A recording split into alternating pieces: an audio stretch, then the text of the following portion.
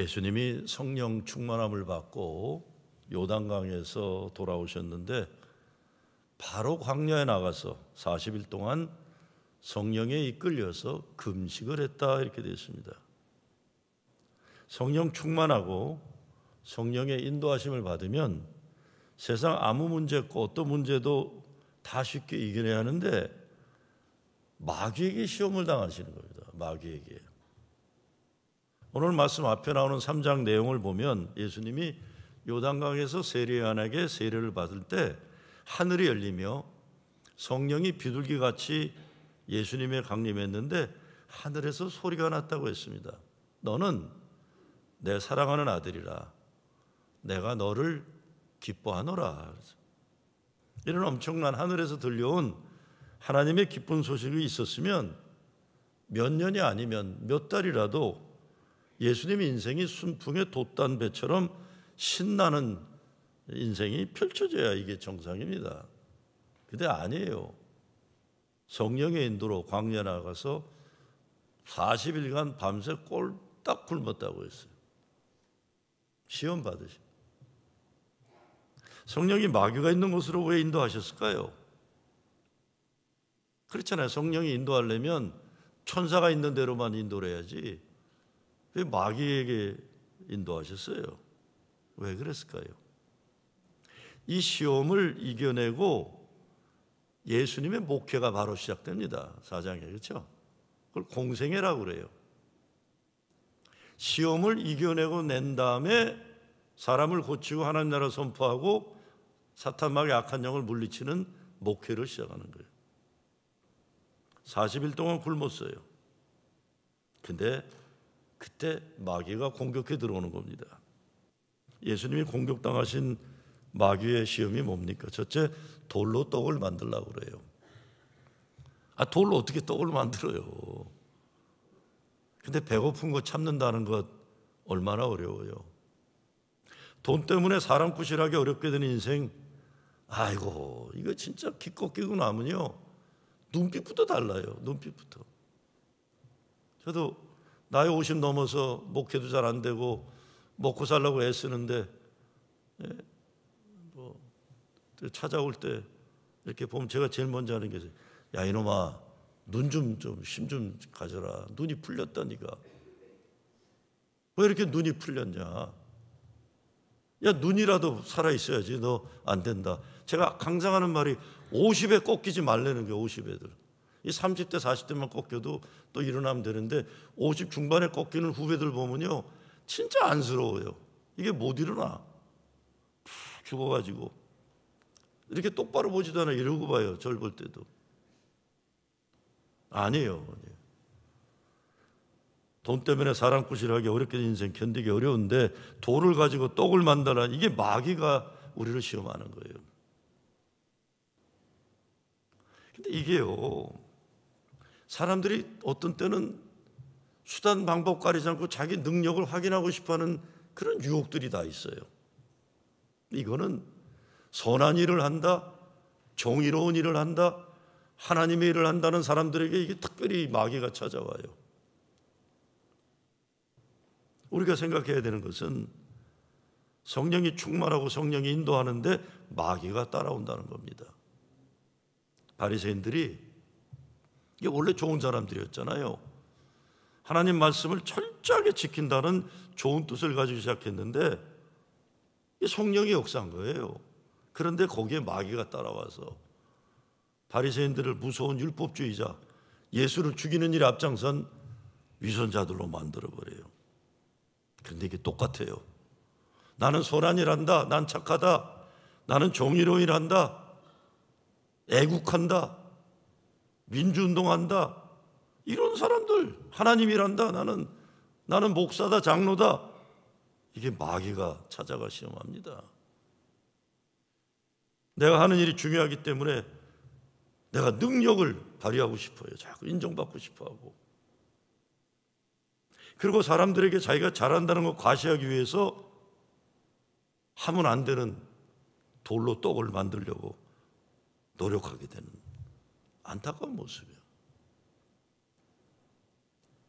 그래서 좀 하면은 대단한 능력 있는 것처럼 얼마나 과시들 많이 하고, 제가 이 동포사회나 교회들 보면 거의 하는 일이 없어요. 쥐뿔도 없는데도 어떻게 하면 신문에 이렇게 내가지고 굉장히 하는 일처럼 하는, 아이고 이게 뭐 우리 교회도 자유롭지 않지만 놔두고요, 놔두고.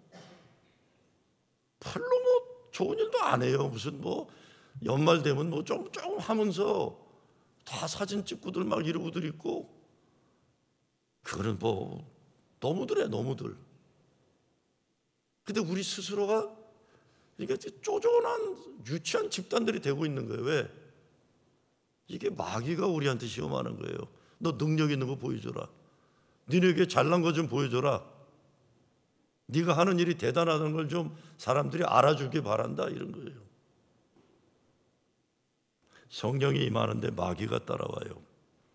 그러니까 우리가 정말 직시하고 삶을 회개하고 또 회개하고 말씀 붙잡고 또 붙잡지 않으면 천사가 마귀 되는 건 한순간입니다. 예수님은 마귀의 시험을 성경 말씀으로 이기는 거예요. 기록되었을 때 사람이 떡으로만 살 것이 아니요 하나님의 입으로부터 나오는 모든 말씀으로 살 것이라 했느니라. 우리가 마귀의 유혹에 넘어가면 안 됩니다. 돈이 많거나 적거나 먹을 것이 많거나 적거나 내가 잘났거나 못났거나 이런 문제로 하나님이 나를 사랑하는지 아니하는지 의심하면 안 돼요. 오히려 하나님은 우리가 어렵고 힘들 때 더 붙잡아 주시고 더 사랑해 주시고 더 지켜주시는 거예요. 어제도 무슨 일이 있어서 저희 딸아이가 제 애를 좀 맡기고 자기가 오후에 픽업한다고 그래서 제가 어제 엄청 바쁜 날인데 제가 집사람한테 그랬어요. 내가 라이드 한다고 그래라. 아니라 다를까 그 지 새끼 데려다 줬는데 안 나와. 그래서 전화를 했더니 자다 깬 거예요. 너무 피곤해갖고. 그래서 내가 돌아오면서 속으로 잘했다고 그랬어요. 그게 하나님의 마음이겠죠. 그게 애비의 마음 아니야. 토요일에 나봐 바쁜 사람이 어디 있어요. 근데도 내 딸아이가 새끼 키우느라 고생하고 일하느라고 고생하니까 내가 라이드 줄게 그랬는데 아니나 다를까 지 자식 데려다 준다고 아빠 엄마가 갔는데 로비에서 기다려도 안 나와. 그래서 우리 손자놈은 엄마 왜 안 오냐고 징징대고 그래서 전화했더니 자다가 받아. 얼마나 힘들었으면 그렇겠어요. 내가 속으로 아유 내가 데려다 주길 잘했다. 하나님은 더 그러시겠죠. 내가 그러지. 얼마나 하나님이 우리를 사랑하시는데. 근데 마귀는 우리가 돈을 제대로 못 벌려면 내 마음에 의심을 생기게 해서 집안에서나 교회에서나 오해하게 만들고 의심하게 만들고 그렇게 유혹하는 거예요. 그래서 가정의 평화가 깨지고 교회에서 신뢰가 무너지고 절대로 이 마귀의 시험에 우리 능력을 과시하라는 데 넘어가면 안 됩니다. 두 번째, 예수님을 거룩한 성으로 데려다가 성전 꼭대기에 세우고 하나님의 아들이면 뛰어내리라 그래요. 이거 참 못된 놈이에요. 그렇죠? 오늘날 교회 부흥도 그렇고 교회가 대단한 선한 일, 의로운 일 한다고 하는 것도 잘못되면 이거 자기 과시의 바벨탑을 세우는 큰 죄에 빠지는 겁니다. 높이 세워진 꼭대기에서 뛰어내려라. 하나님이 너 구해줄 거다. 이 마귀란 놈이 이렇게 시험을 해요. 교회는 그래서 특별히 세를 과시하거나 영향력을 확인하는지 진짜 조심해야 돼요. 진짜 조심해야 됩니다. 마귀는 오늘의 교회에 바벨탑을 쌓으라고 시험합니다. 넘어가면 안 됩니다. 예배당은 하나님 만나며 목마른 자리가 되어야 되고 예배당은 무릎 꿇는 기도의 자리가 되어 죄의 회개함에 눈물이 흐르는 채워지는 자리가 되어야 돼요. 하나님 능력 시험의 자리로 만들면 안 되는 것입니다. 그리고 마귀가 잘 알고 있는 인간의 심리가 있어요. 그것은 사람들은 모두 자기 실력과 능력 때로는 믿음의 능력까지도 증명해 보고 싶어하는 심리가 있다는 것을 알고 있는 거예요. 돈이 있으면 돈, 힘이 있으면 힘, 확인하려고 하는 건데 이거 넘어가면 안 됩니다. 넘어가면 안 돼요. 교회도 뭔가 잘 되는 것 같고 부흥하고 자랑할 것이 많아질 때 반드시 사탄이 역사합니다. 성령이 충만하고 성령의 역사가 일어날 때 사탄 마귀들은 그 꼴을 보지 못하는 거예요. 그러니 어떻게 해서라도 교인과 교인의 사이를 이간질하고 하나님과의 관계를 의심하게 만드는 겁니다. 하나님이 우리 인생을 어렵고 아프시게 할 때가 있어요. 때로는 광야로 뻘거벗게 내놓으세요. 때로 교회에 아픔을 경험하게 하시고 우리가 아무것도 할 수 없다는 걸 깨닫게 하시고 그래서 하나님께 무릎 꿇지 않으면 안 되는 경험을 하게 하셔서 그래서 비로소 우리가 하나님 앞에 바로 서는 교회로 세워주시는 겁니다. 얼마 전에 오랫동안 간절히 기도했던 기도 제목이 이루어지지 않은 교인이 있었어요. 크게 실망해요. 저도 속상하더라고요. 나도 하나님이 반드시 이루어져야 될 좋은 기도 제목인데 안 됐어요. 저도 참 마음이 아프고 좀 원망스럽다. 하나님, 요게 돼야 그래도 목사가 기도해서 됐다고 또 나도 가오도 잡을 텐데 이것도 안 된다. 이게 좀 너무하시지 않느냐. 근데 신기하게 그 실패와 절망의 시간이 그분이 하나님을 더 가깝게 만나는 광야 학교의 영성의 영적인 훈련이 되는 걸 볼 수가 있었어요. 저렇게 역사하시네 하나님이. 하나님이 그분에게 마귀의 시험을 이기고 더 굳은 믿음으로 세워지게 하시는 걸 봤어요. 하나님이 어떤 때 더 큰 하나님의 은혜와 축복을 준비하기 위해 실망과 좌절의 패배와 실패의 경험을 주시기도 하는 겁니다. 그러니 성령이 충만할 때도 사탄이 따라와서 시험하지만 그거 잊지 말아야 돼요.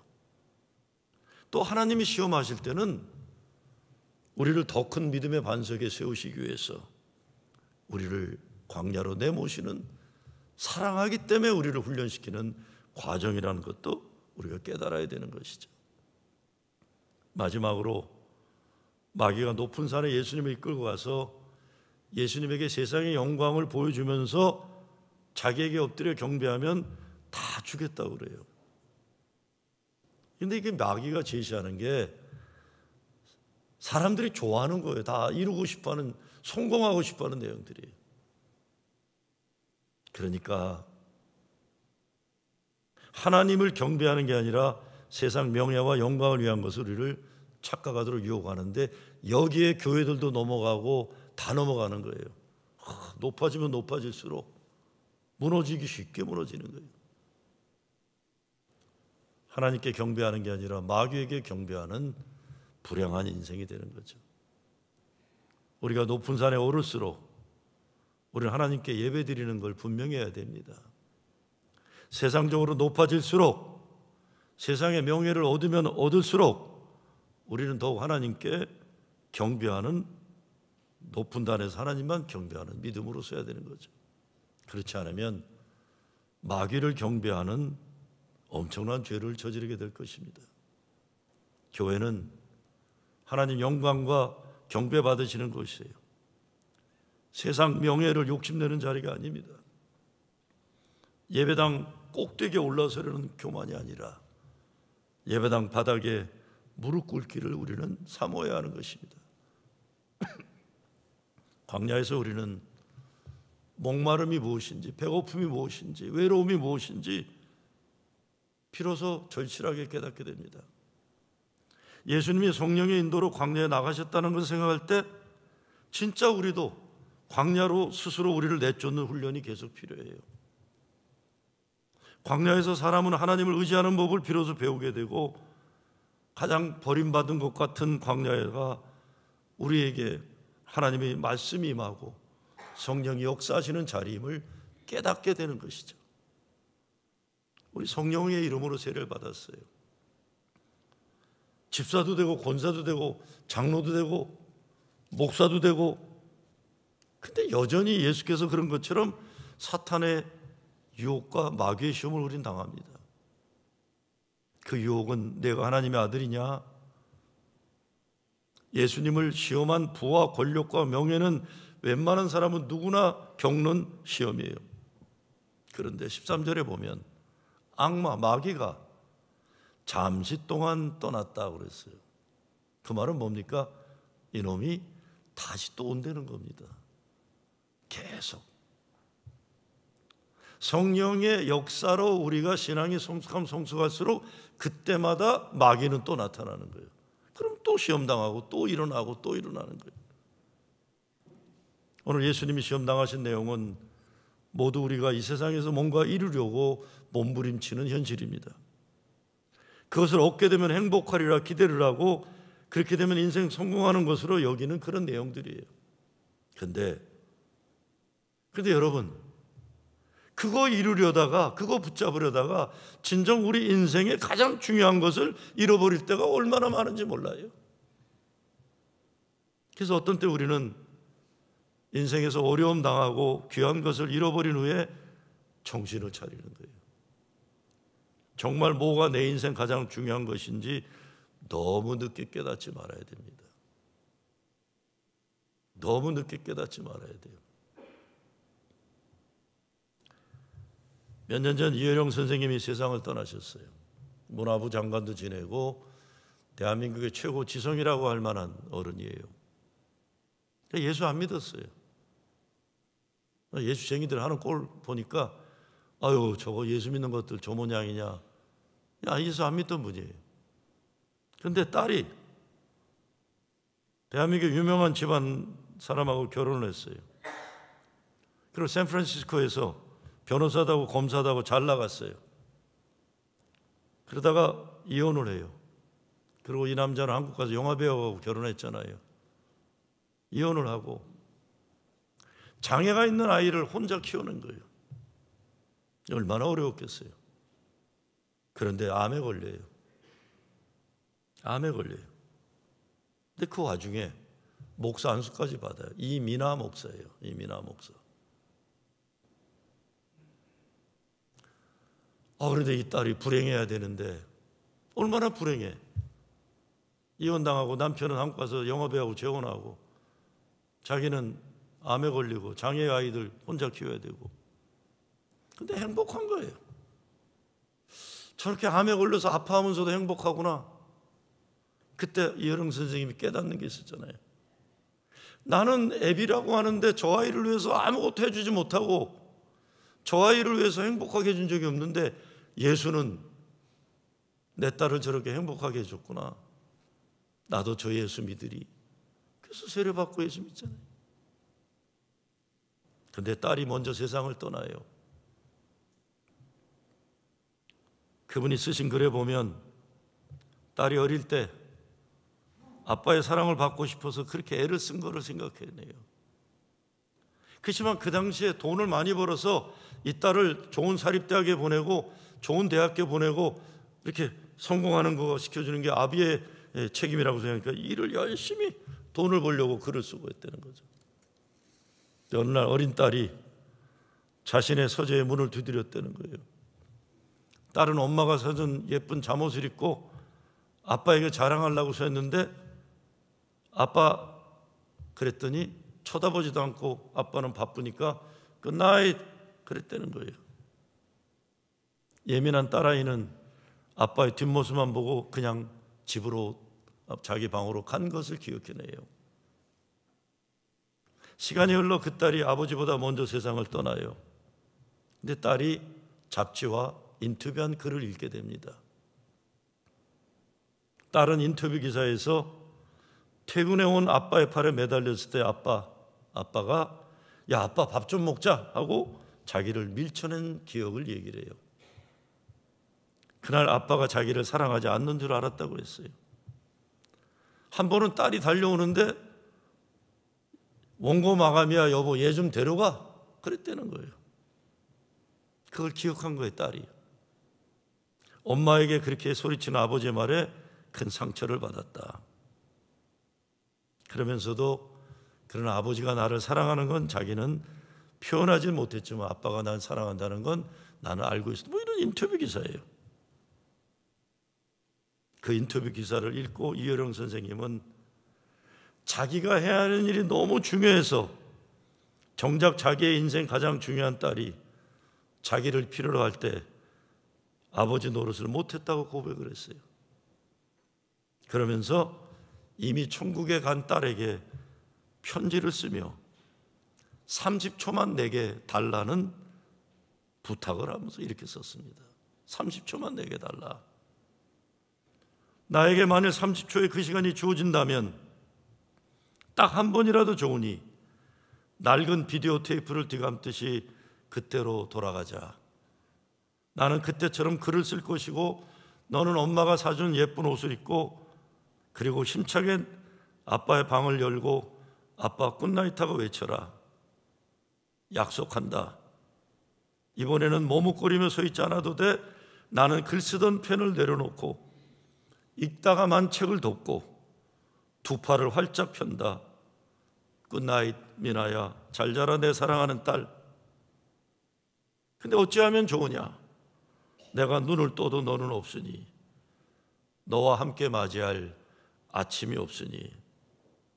그러나 기도한다. 우편 변화 없이 붙이는 이 편지가 너에게 전해질 것을 믿는다.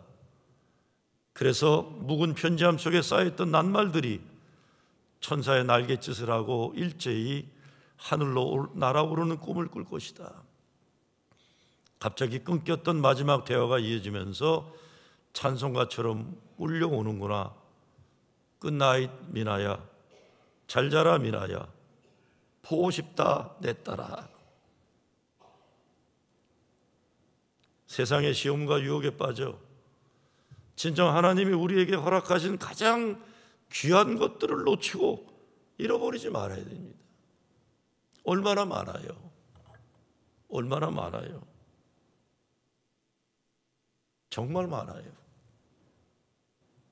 그리고 어떤 사탄 마귀의 시험과 유혹과 공격이 와도 바울이 외쳤던 것처럼 그 어느 것도 그리스도의 사랑으로부터 우리를 끊을 자가 없다고 외친 그 신앙 고백처럼 하나님의 그 사랑, 예수님의 그 사랑 의지해서 마귀의 시험을 이겨내는 여러분 되시길 주의 이름으로 축원합니다.